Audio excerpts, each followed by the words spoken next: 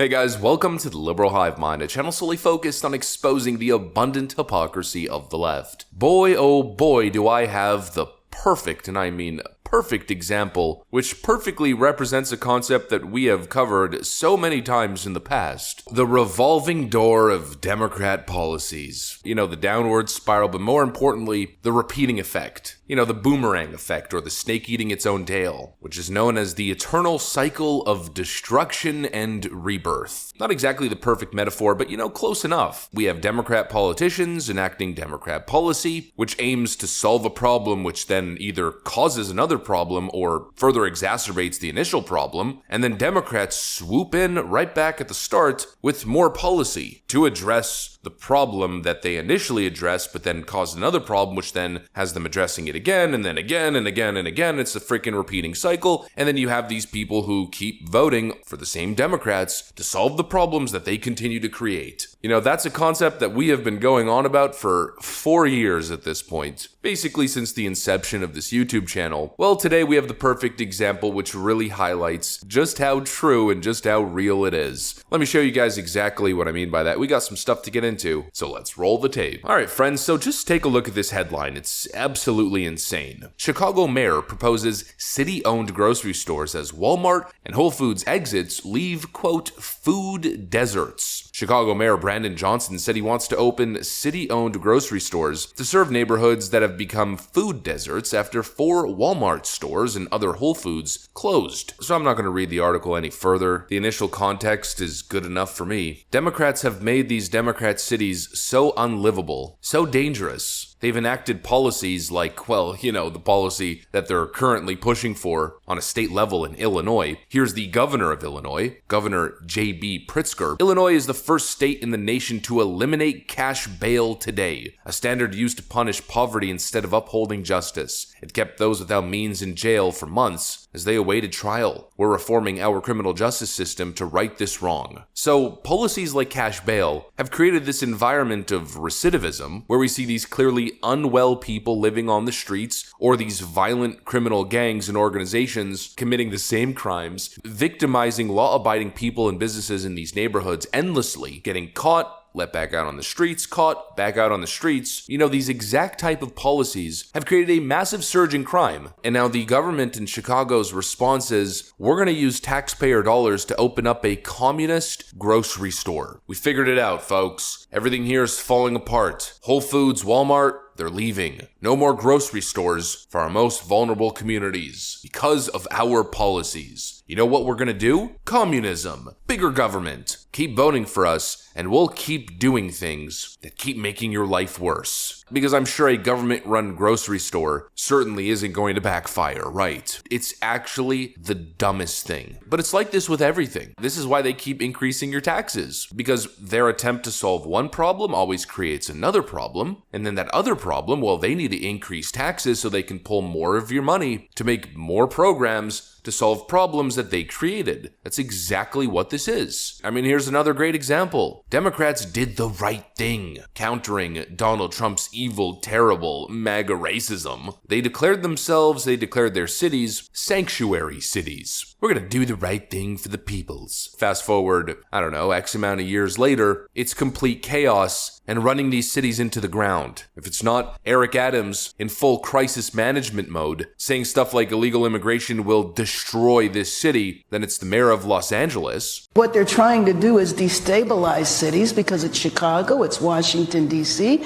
it's New York. It's the narrative that these are Democratic-run cities and that we don't know how to govern and that everything is chaotic here. We live in a city that welcomes immigrants.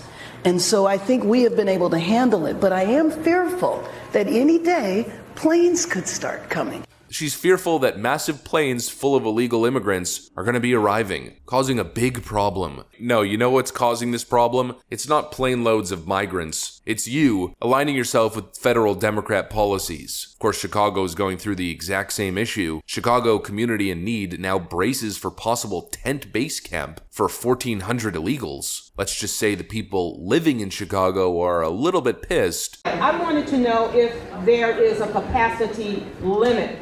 And what is that limit, if there is one, and what is why can't we close the borders of Chicago or the state of Illinois in the first place? Why can't we close the borders? I don't know if there's a limit. I do know that when you are seeking asylum, you are granted protections from the U.S. to not return. So that is the process that folks are going through when they come here, when they get their interview, and then the Texas governor sends them to Illinois, and specifically Chicago.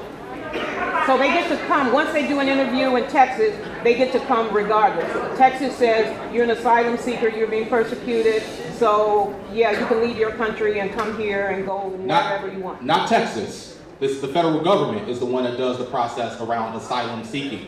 It is Texas who is making the decision to send them to Chicago. And that's what I wanted to know. Can we say, no, we won't take anymore?